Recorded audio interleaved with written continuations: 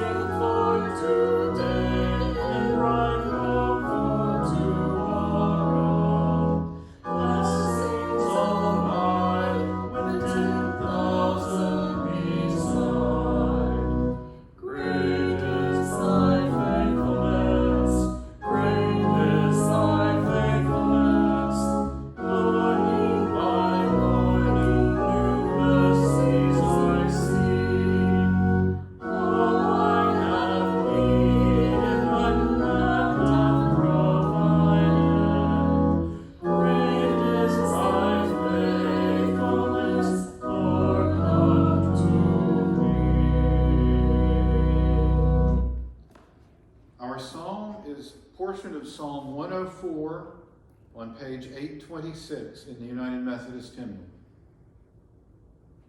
Bless the Lord, O my soul.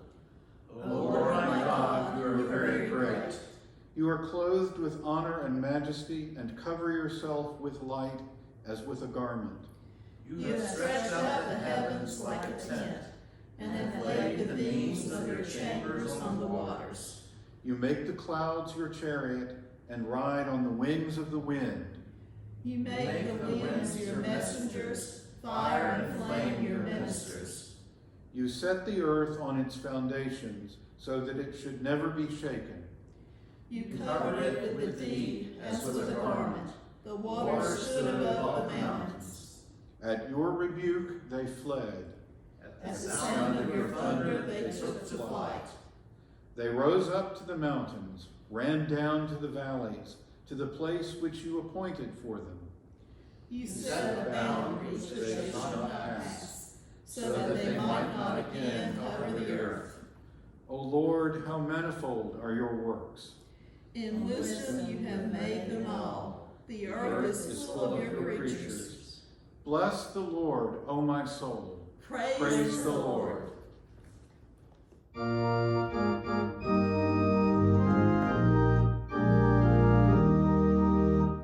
Glory be to the Father, and to the Son, and to the Holy Ghost, as it was in the beginning, is now, and ever shall be, world without end. Amen.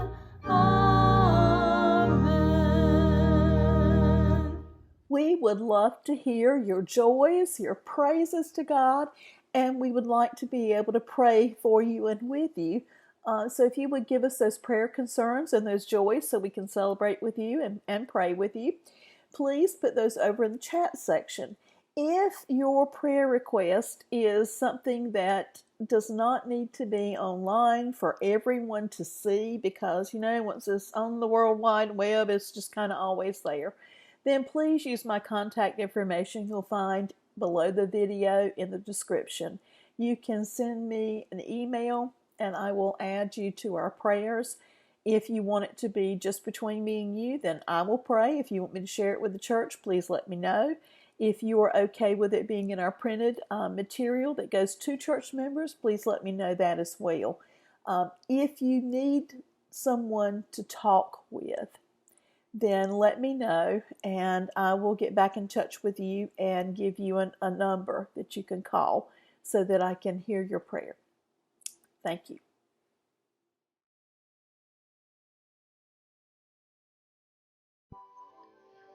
If you'd like to give to support the ministries of Carrboro United Methodist Church, our address is 200 Hillsborough Road, Carrboro, North Carolina, 27510.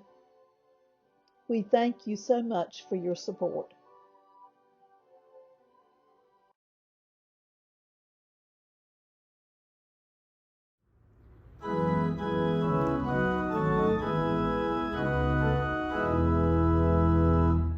Praise God from whom all blessings flow. Praise Him, all creatures here below. Praise Him above, ye heavenly hosts. Praise Father, Son, and Holy Ghost. Our gospel lesson today is from Mark, the 10th chapter, verses 35 through 45. James and John, the sons of Zebedee, came forward to him and said to him, "Teacher, we want you to do for us whatever we ask of you." My little red flag would have just gone straight up right at that moment, because you have no idea what it is that they are about to ask, and they're already trying to get him to say yes to it before they even tell him, because if you say yes before you hear what it is, then it's hard to back out of it. But Jesus is too smart for that. And he said to them, "What is it you want me to do for you?" And they said to him, "Grant us to sit, one at your right hand and one at your left, in your glory." But Jesus said to them, "You do not know what you are asking. Are you able to drink the cup that I drink, or be baptized with the baptism that I am baptized with?" They replied, "We are able." Then Jesus said to them, "The cup that I drink you will drink, and with the baptism with which I am baptized you will be baptized. But to sit at my right hand or my left is not mine to grant, but is for those for whom it has been prepared." When the 10 heard this, they began to be angry with James and John. Now, they were. Stop and think about it for a minute. In all of our life, we're always trying to be first, aren't we? I mean, whoever says, hey, I want to be last. Well, yeah, maybe you want to be last if it's something you just didn't want to do. But in most things, we are always trying to be first. We're trying to be first in line. We are trying to be first before something runs out. We're trying to make sure that we're at the top of the list for job promotions, to be the number one student, the one that gets the A's or gets the Dean's List or whatever. There's just everything. We want to be the best in sports so that we are that number one player that gets the best spot and gets the most press so that we become famous. There's just so many ways that we try to be first. Even in church, people want to be the first, the one that's called on to sing the solos, or the one, not talking about you, Linda, we beg you to do that. But no, I'm talking about all those ways that we try to be the number one for whatever reason. So when the others heard that James and John were trying to get Jesus to let them, be in his glory with them, one on the right, one on the left, the best seats, the honored places, so they thought, they were immediately angry. So Jesus called to them and said to them, you know that among the Gentiles, those whom they recognize as their rulers lord it over them, and their great ones are tyrants over them. But it is not so among you. But whoever wishes to become great among you must be your servant, and whoever wishes to be first among you must be slave of all. For the Son of Man came not to be served, but to serve, and to give his life a ransom for many. Just in the chapter before this, Jesus tells them that the one who wants to be first or the greatest among them must be servants of all. It seems those disciples have completely forgotten, especially James and John, that the when Jesus comes into his glory, it's the cross. And the one on his right and on his left are not seated. They are hanging on a cross next to him. Two criminals hanging on the crosses next to him. When we talk about drinking of the cup, there was a cup that was one of joy and blessings, and there was a cup of suffering. And the cup that Jesus is heading toward, and he's been telling them of this 3 times before we get to this part, and they just don't seem to quite take it in what's about to happen. And again, we can't be too hard on them because we probably wouldn't either. And so let's just see them as representation for all humanity in this part, because we so often miss things ourselves. And so the cup that Jesus is about to receive is one of suffering. And if you'll remember, Jesus asked if the cup can be taken from him, but if not, it is the cup of suffering. And they will suffer, but that is not what they are seeking in this moment. So I wonder, in all the times that we try so hard to be first, how often do we stop and think about what it means to be a servant? To be a servant for Jesus Christ. I think we have good days, but sometimes we get so caught up in the competition and in the race to get somewhere, to do something, to be something. We forget that the best thing we could ever be is a servant of Jesus, to follow in his footsteps, to pick up our cross and follow him. So what does it mean to be a servant of all? Every day we have choices to make. There are big choices and there are little choices, and sometimes those little choices make as big a difference as the large ones. Each day we can look for ways to let somebody else be first, to do something to help someone else, to do so thinking that this is what Jesus did. And if Jesus did it, I ought to be doing it too. So look for ways this week that you can do something for someone else to lighten their load, to make them smile, to bring them some peace, to be a help. Maybe it's just to let somebody out in the middle of the traffic when everyone is trying to get there and get there quickly and be at the front of the line. Maybe it is to help someone who is struggling at home with childcare or whatever it is. I don't know. But God will give you opportunities. The world will. They're around us every day, all the time. And we miss those so many times. And sometimes we get it right. Yay for those times. Let's strive to have more of those in our lives.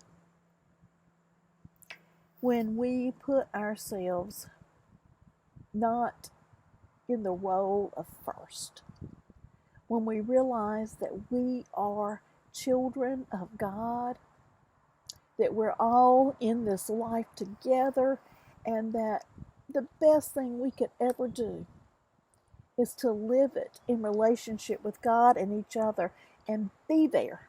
I mean, really be there for each other. You know, we've got a funeral at church this afternoon, Sunday afternoon, and it's in those times I really see us being there for one another. That's when we reach out to see if we can help, what we can do, how we can lighten the load for someone, how we can, we bring in meals, we bring in other things we feel like they might need. We offer to help them tidy up the house. We offer to drive people if they need a ride somewhere. We look for all those things that might be needed, so that the person or the family that's grieving does not have to worry about any of those things. What if we were to look around every day at how we might lighten someone else's load? Seems like a very Jesus-y kind of thing to do.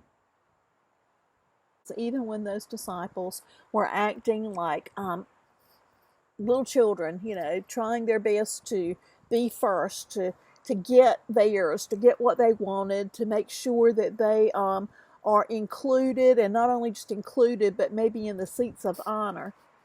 Or maybe it wasn't that at all. Maybe they were actually worried and afraid. Maybe they did understand a little bit of what Jesus had been telling them, and they don't know what's coming next, and they just want to make sure that they're with him. We really don't know. But whatever it is, we see them trying to get there, and we see the other disciples getting angry about it.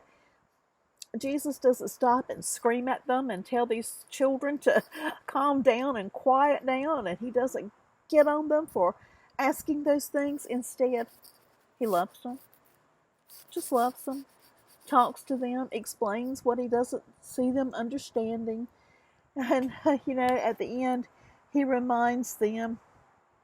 So Jesus called them and said to them, "You know that among the Gentiles, those whom they recognize as their rulers lord it over them, and their great ones are tyrants over them. But it is not so among you."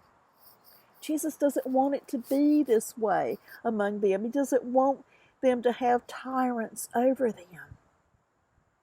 He wants them to be there for one another, caring for one another, looking out for one another. He said, "But whoever wishes to become great among you must be your servant, and whoever wishes to be first among you must be slave of all. For the Son of Man came not to be served, but to serve, and to give his life a ransom for many." We are so loved by God.